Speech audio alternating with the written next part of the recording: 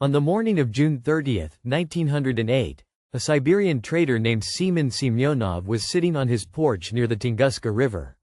He was 60 kilometers from what was about to happen. The heat hit him so hard he felt his shirt catch fire. He was thrown from his chair. When he looked up, the sky was split open. And nobody in the Western world heard about it for nearly 20 years. That is not an accident. That is a choice. Here is what they never told you in school. An explosion roughly 1,000 times more powerful than the atomic bomb dropped on Hiroshima detonated over a remote stretch of Siberian forest in 1908. It flattened 80 million trees across 800 square miles. The shockwaves circled the Earth twice. Pressure gauges in England detected it. And yet the event essentially disappeared from the global conversation for 2 decades. No crater. No fragments. No official explanation that fully holds up today. Let us go back to that morning. June 30, 1908. 6:17 in the morning, local time.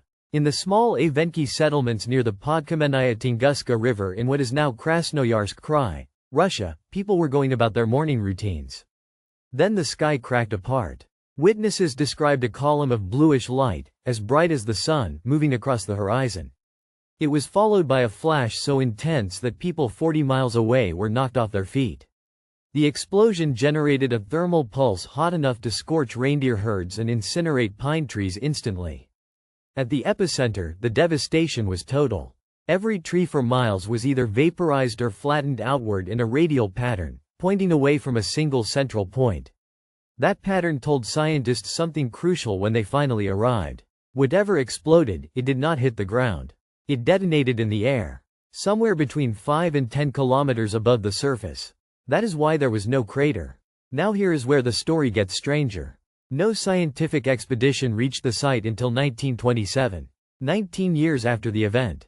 The man who finally made it there was a Soviet mineralogist named Leonid Kulik. He had spent years convincing the Soviet Academy of Sciences to fund the mission, arguing that a massive meteorite must have landed and that its iron-rich fragments would be extraordinarily valuable. He expected to find a massive crater filled with cosmic debris. What he found instead shook him. There was no crater. There were no meteorite fragments. There was just a vast field of flattened forest and, at the very center, a grove of trees still standing upright, stripped of all their branches.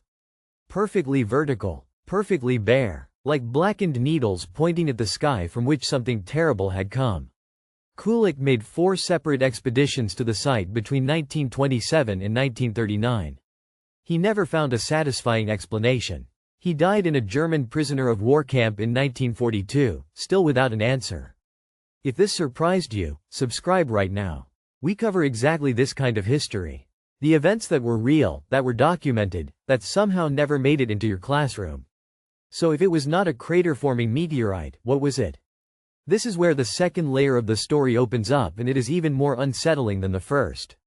The leading scientific consensus today is that the Tunguska event was caused by the airburst of a small comet or asteroid, somewhere between 50 and 80 meters in diameter. When a rocky or icy body enters the atmosphere at hypersonic speed, the pressure builds so rapidly that it explodes before impact. The energy releases in a single catastrophic burst. No solid object survives to hit the ground. That is why Kulik found nothing. The impactor essentially vaporized itself. But here is the detail that recontextualizes everything. 80 meters. That is not a massive object by cosmic standards. That is smaller than a city block. And it nearly sterilized 800 square miles of land. Scientists have estimated that if the trajectory had been slightly different, even by a few hours accounting for Earth's rotation, that same object could have detonated directly over St. Petersburg or Berlin or London. We are talking about a city-ending explosion caused by something smaller than a football stadium.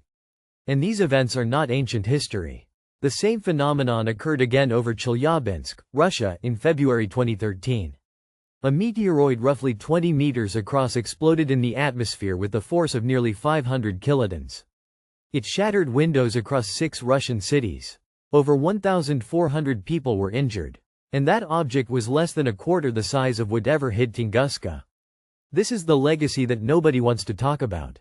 We have mapped roughly 90% of the near-Earth objects larger than 1 kilometer. We would likely see one of those coming. But objects in the Tunguska size range, between 40 and 100 meters, we have catalogued only a tiny fraction of them.